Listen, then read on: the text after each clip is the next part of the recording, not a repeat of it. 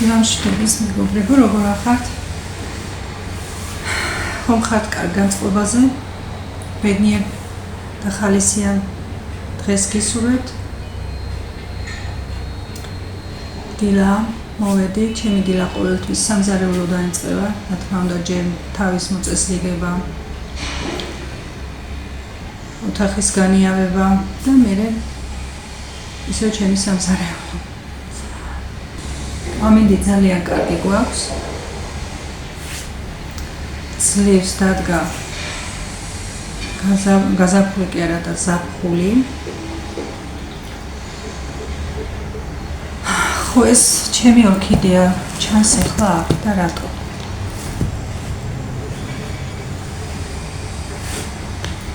ჩემი ორქიდეა უკვე არ ვიცი, ერთი თვე აქვს ეს ყვავილი მგონი, ორი ახლა გაიშალა. ხომ გითხარით მიწამავს, მე ჩამატებული მეთქი და ხავსიც მქონდა დადებული. ეხლა ხავსიც მოიმატა, გაიზარდა. რაღაც ვატყობ, ცოტა მოსყენილებას, იმიტომ რომ ეს ფოთოლი ერთი შევაჭერი და ეგეც უკვე შესაჭრელი აქვს. ცოტას დავაკვირდები. ყვავილები რომ უკვე დაიწყებს. ერთი უკვე ჭკნება, მერე ისევ ამას ამოვიღებ, თუ საჭიროდ დარჩება. ჯერ იყოს ასე. დეზინფექციას გავუკეთებ, დეზინფექციას ამას გულისხმობ, ისე რა ლამაზია ხო?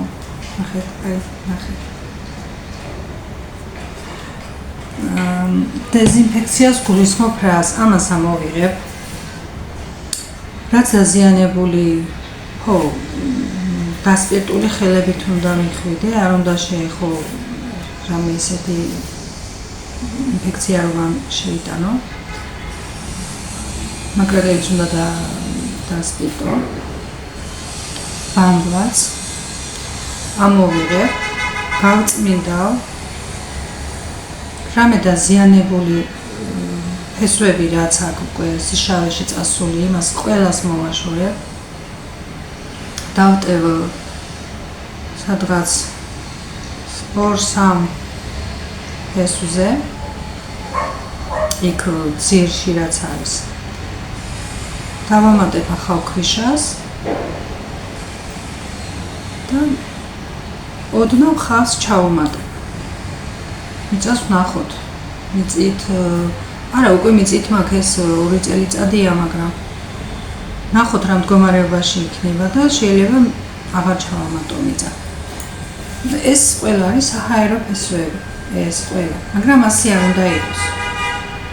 უფრო უნდა იყოს ცოცხალი ფესვები და თავაკვირდები რომ არა აქვს ჯერ ნამატი წამოღებული ახალი. თუ ამოიტანა არ შევეხებია, თუ არ ამოიტანა ან საჰაერო ფესვი ან ნამატი ფოთოლის, მაშინ მომიწევს რომ ასე დავამუშაო და ახალად დავგო. ეს ერთხელ გავაკეთე ასე და ამ შედეგამდე მივედი. და ეხლაც გავაკეთებ, არ არის პრობლემა. გამოვაცოცხლებ რომ ცრამი.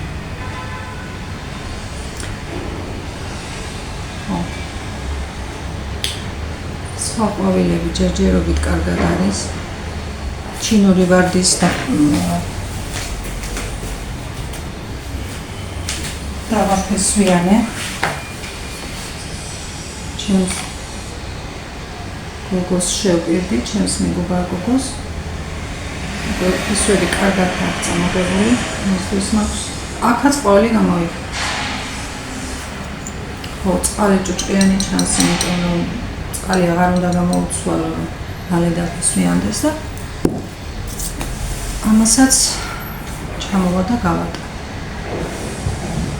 მისთვის გავამზადე, რამდენჯერ გავატანე მას, მაგრამ ვერ გაახარა, ენერგია რა ასე ტანი მოტეხილი და ვერ გაახარა და დამიფესვიანე და ესე გავაკეთე და გავატანე.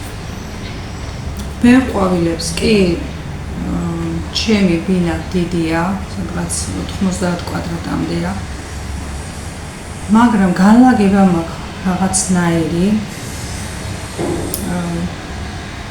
არ მაქვს ისე გაკეთებული, რომ ყველა კუთხე გამოსაყენებლად იყოს. იქ შეკერო შკაფები, აქ რაღაც ისე გააკეთო, რაღაცნაირად განლაგება არ მომწონს. მაგრამ ნაქირავებში ცხოვრობდით მაშინ და ეს ბინაველი კიდე 7 წელი ვიყავი მანამდე ნაქირავებში და თან ისეთ მოუწესრიგებელ ბინაში ვიყავი პატარა ბავშვებით და ძალიან ისეთი ბინა იყო. სულ აღარ ვუყურებდი მე იმას, რომ აქეთ ოღონდ ბინა ყოფილიყო და განლაგებას ვინ უყურებდა, მე არ მომიყვანია დიზაინერი, ეს გააკეთეს ჩემმა ხარმა და ჩემმა ძმებმა. გატეხված ვამბობ. მე მუშაობდი და დროსაც ვერ ვნახულობდი, რომ მოსულიყავი, შეიძლება ისე გამორგენით გამევლო და მენახა და ისევ გავგოდი სამუშაოზე. არა, უკმაყოფილო ვარ მეთქი არ ვამბობ. ეს სამზარეულო დიდია, მისაღები დიდია, ორი საძინებელია. მაგრამ უფრო შეიძლებოდა სხვანაირი განლაგებით გაკეთებულიყო და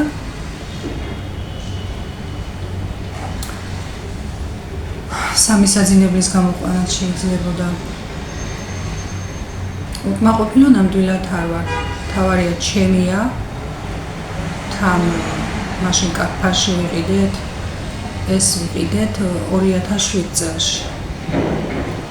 ხო, 1 ნოემბერში მოვიბარგე. მახსოვს. ისეთი სიხარულით, ისეთი მით, ჩემმა ძმებმა შემიწყენ ხელი.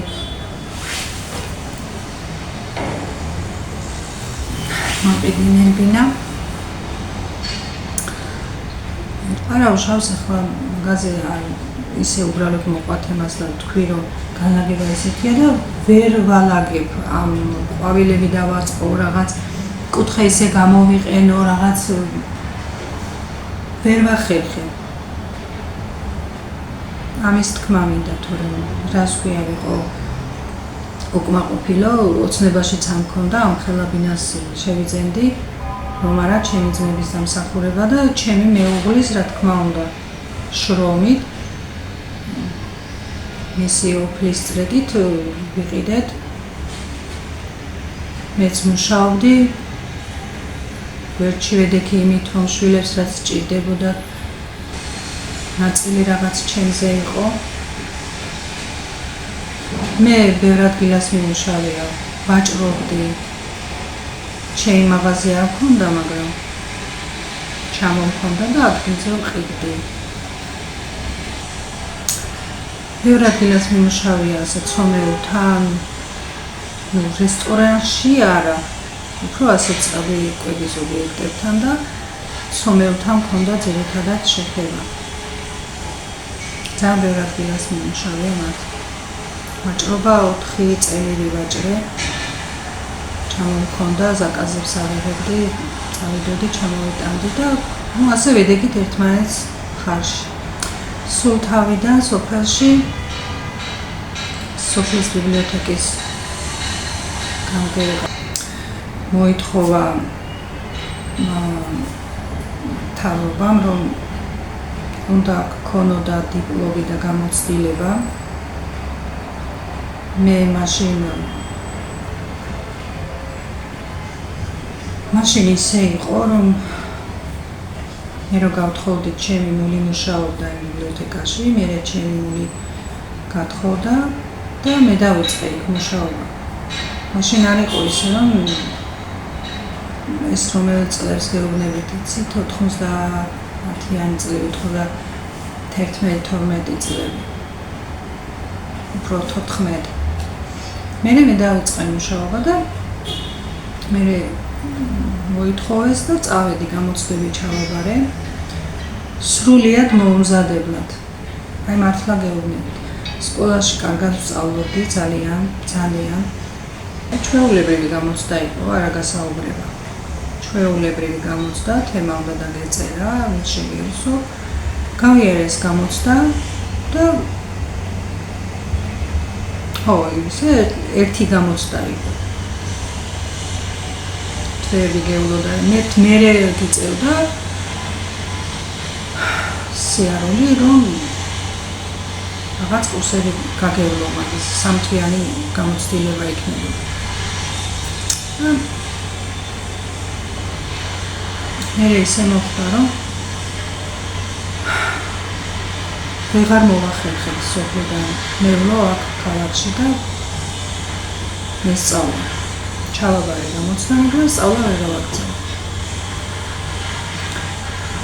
რაღაც ისე იყო რა, ვერ მოხდა და ვერ მოხდა. მე საიდანაც არ ვიცი მომძებნეს ის სადაც მე გამოცდა ჩავაბარე და დირექტორი იყო, ჩემი მეზობლის ნათესავი აღმოჩნდა. და იქ შემთხვევით რაღაც თემა იყო რაღაც არ ვიცი და საიდან ასე იყო ჩვენთან გოგო იმან ხომ იცოდა რომ ჩემი სოფლიდან იყო ის ქალი მისი ნათესავი და ჩვენთან გამოცდაზე იყო თქვენიო სოფლიდანო გოგო გამოცდებიო წარმატებითო გაიარაო და მე აღარ გამოჩდაო და დავინტერესდით რომ ისო და მე რატო დაიკარგაო. მომივიდა ეს ამბავი მე, მაგრამ რას ვიზამდი ვერ წავედი და დარჩა ისე რომ რაღაც დროით ვიმუშავე სანამ შემოწმება მოვიდო და კულტურის სახლში ჩავედი, ვთხოვე რომ მე ასე გამოცდა ქედის კულტურის სახლში გამოცდა გავიარე, მაგრამ არ შემეწყო ხელი რომ მევლო გამეგრძელებინა სწავლა და ამიღო სერტიფიკატი. იქაც შემიწყეს ხელი რომ პატარა ბავშვი ხართ, მოგცემთ დროს და გააგრძელებთ მე სწავლას და მე ისე მოხდა რომ ვიმუშავე წელიწად ნახევარი მგონი და მერეც წამოვედი ქალაქში საცხოვრებლად. აღარ მივსულა, აღარ გამიგრძელებია რა თქმა უნდა, იმიტომ რომ მე ნაქირავებში ვიყავით, მე პატარა ბავშვებით იქ ძნელი იყო, მე ვლო კიდევ და მესწავლა ვის დაუტოვებდი. ერთი სიტყვით ვეღარ ვიარე და მე მომიწია ასე ხანმაჭრობა, ხანძრუნველთა მუშაობა, ხანას, მაგრამ ჩემთვის არ აქვს მნიშვნელობა მე იყოს საქმე, რომელსაც მე შევძლებ, გავაკეთებ და არ აქვს მნიშვნელობა რას გავაკეთებ. ვიმუშავებ, რატომაც არა. უბრალოდ ბევრჯერ ვთქვი ეს და აღარ მინდა კიდე იმას შევეხო, რომ ჯანმრთელობის გამო ვარ ეხლა ასე. თვითონაც ესწავლა და მემთავრებინა და დღეს ვთქვათ დიპლომი მქონოდა. დიდად დღეს რა ვიცი, ეხლა დიდად გამოცდილებას უფრო უყურებ ვიდრე დიპლომს, მაგრამ მე ვფიქრობ, რომ დიპლომი მაინც საჭიროა და მაინც აუცილებელია. რომ მქონოდა რას ვაგებდი. დიპლომის ერთად სადმე გამოცდილებასაც მიიღებდი, ხო? ხო და არც მაშინ არ შემეწყო ხელი რომ წელს ვიყავი ჩამებარებინა. ერთი სიტყვით სოფელში რა განცხოვრობდი, იქედან ძნელი იყო. აქ უნდა გესწავლა, დასარჩენი ადგილიც უნდა გენახა, ანუ ნათესავთან უნდა გეცხოვრა და რაღაც არ იქნა და არა და ალბათ ბედიც ასე იყო. კი, ბედია ყველაფერი და შენ თუ არ მოინდომე, თავისით არაფერი არ მოვა, ხო? უნდა გადადგა რაღაცისთვის ნაბიჯი, რომ მე ხელი შეგეწყოს, მე რაღაც გაფართოვდე, გააკეთო, მოინდომო, მაგრამ ბედსაც აქვს ალბათ მნიშვნელობა, იმიტომ რომ არ გეძლევა იმის შანსი, რომ გადადგა ხი და იცდილო იმის გაკეთება. ალბათ ახლა ყველაფერი ასეა ცხოვრებაში. იღბალი. ეხლა რომ ამისი იღბალი მქონდა, ხომ მოვედი და ხომ უცბად გადავწყვიტე და ხომ უცბად რა ვიცი. უცბად ყველაფერი ასე აეწყო, რომ ვთქვათ. ხო და ამისი თქმა მინდა, რომ თუ იღბალი არ მოგივიდა შენ ბედი. შენი იღბალი. აზრიც არ მოგეცემა ისე, რომ ის გააკეთო. ნუ ასე მგონია მე. თუ არის თავისთავად მე იწყებ ბრძოლას, ინტერესს და შრომით თუ მწვალებით თუ რაღაცით მიაღწევ იმას, რაც შენ გინდა. თუ ჯერა იმის, რომ ჩვენი მომავალი წინასწარ განსაზღვრულია ზემოდან, ალბათ იმ გზაზე მივდივართ. თუ გჯერა ამის, თუ არ გჯერა, მაშინ ჩვენ ვქმნით იმ პირობებს, რომ მივიდეთ იქამდე, რაც დღეს გვაქვს. ან ერთის უნდა გჯეროდეთ და ან მეორეს. მე არც ერთს არ გამოვრიცხავ. მე ბედიღბალს უფრო ვამბობ, რომ ბედიღბალი წინასწარ დაწერილი ასე იყო. ეხლა მოდი გავაკეთოთ მაკარონის აჩმის სტილში ყველით და ხარაკით. მოდი მოვხარშავ ახლა მაკარონს და ეს ალბათ ყველა მიცით, მაგრამ მე მაინც ჩავთავი და გაჩვენებთ როგორ ვაკეთებ. აბა შეუნებრივად მაღალბუდოების წყალი მარილიან წყალში ჩავყარო.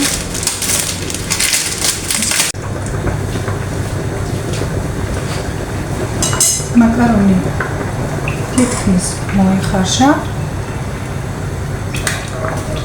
ეხლა გადავწურავ, გავრეცხავ ცივ წყალში. აქეთ მაქვს ცოტა გამდნარი კარაქი. გავადნე კარაქი.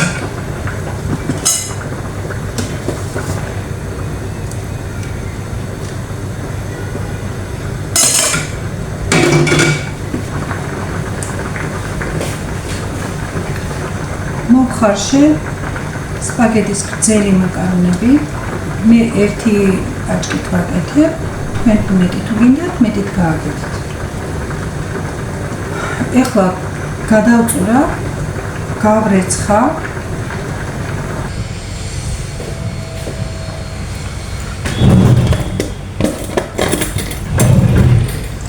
მე ვაკეთებ ტაფაში, თქვენ თუ გინდათ ჟარონაში გააკეთეთ, იმიტომ რომ ბევრს არ ვაკეთებ. წავსვათ ჟარონას ცხიმი.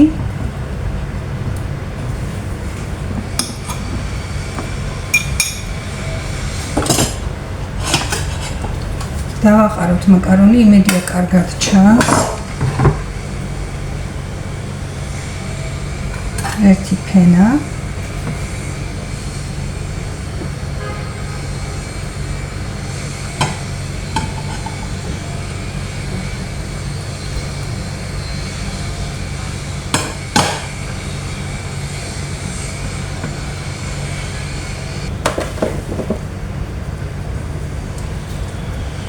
დავაფშვნათ, გინდა დააწყეთ, გინდა დააფშვნით ყველი.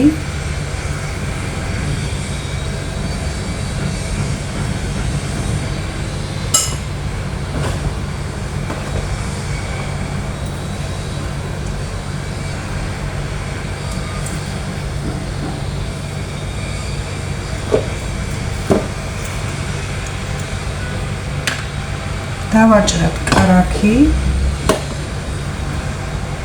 დავაწყოთ ადგილ-ადგილ.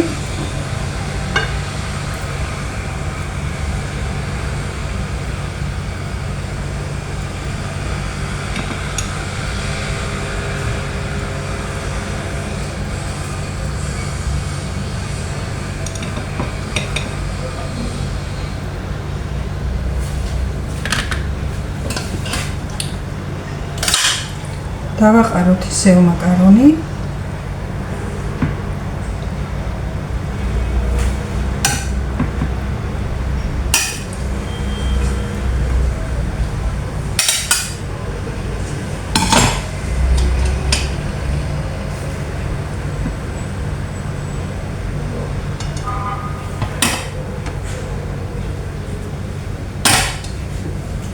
ისევ დავაფშნათ ყველი, დავაყაროთ ყველი.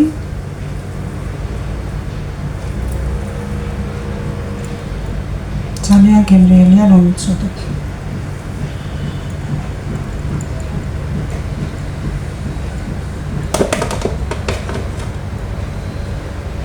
თქვენ ყველი რომელიც გინდათ ის გამოიყენეთ. მე ვაკეთებ ჩვეულებრივი ყველით.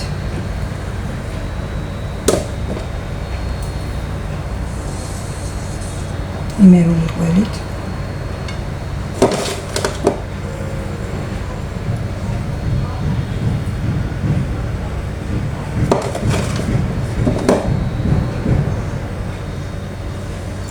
აი ასე. დავაჭრათ ისევ კარაქი.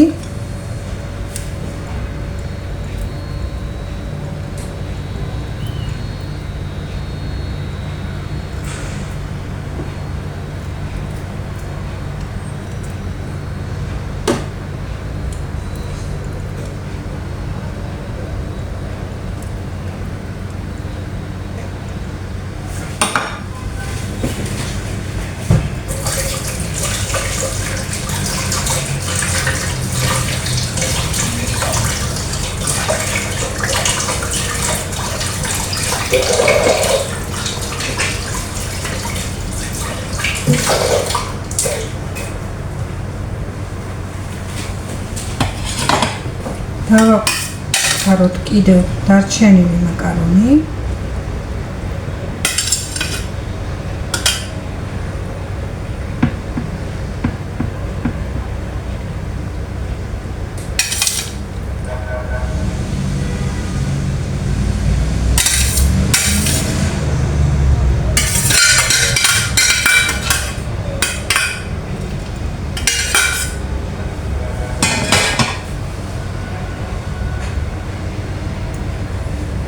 ამ ტაფისთვის ეს ზუსტი ზონაა, რომ შეიწვის ეს კიდევ ცოტა ჩავა ქვემოთ და ამიტომ ზუსტად ასე ვაკეთებ. თქვენ თუ გინდათ გავაკეთებ დაბალში. ეხლა დავასხათ კარაქი, ცოტა კარაქი მაქვს კიდევ ზემოდან მოსასხმელად გამზადებული. რადგან ზემოთ კარაქმა უნდა შეაწითლოს.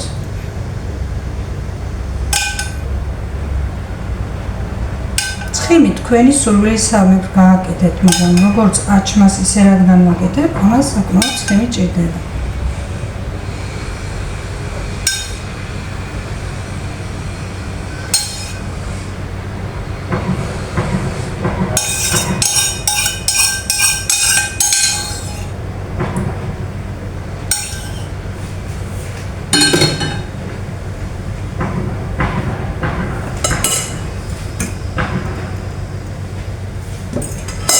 მოვასხათ ზემოდან ატქვეფილი 3 ცალი კვერცხი.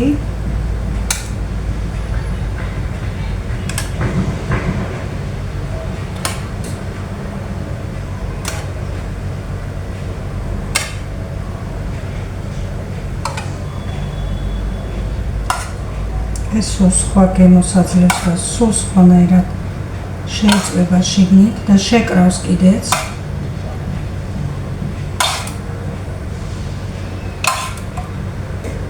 ყველგან უნდა წაესვას.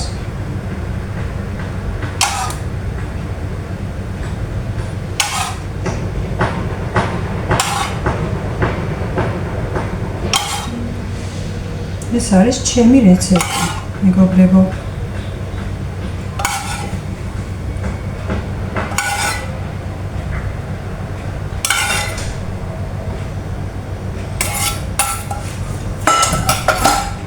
აქ ცოტა ორია, მაგრამ არა უშავს რომ თან დავალაგებ მერე და ხო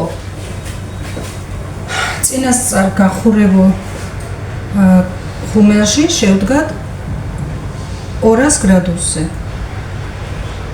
ძალიან გახურებული ღუმელი უნდა იყოს და მალე უნდა შეიწყოს. გაჩვენებთ როგორი გამოვა.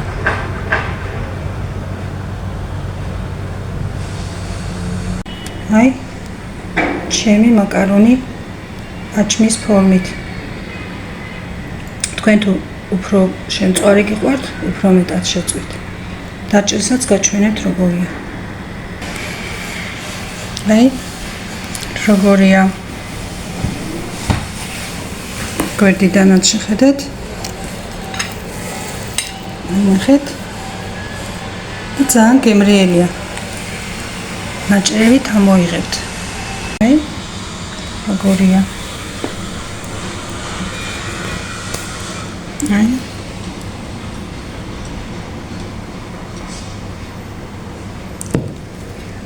სულ არ ეშლება კარგად რომ შეწვა. კვერცხმა შეკრა და ძალიან გემრიელია. ოღონდ მართლა